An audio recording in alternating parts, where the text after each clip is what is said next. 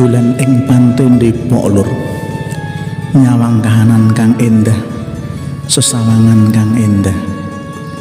Akeh wong padha teka ning papan kene kanggo ngenggar-enggar penggalih, madangke pikir ndelok kahanan sing endah, kahanan pinggiring segara pantai Depok Lur.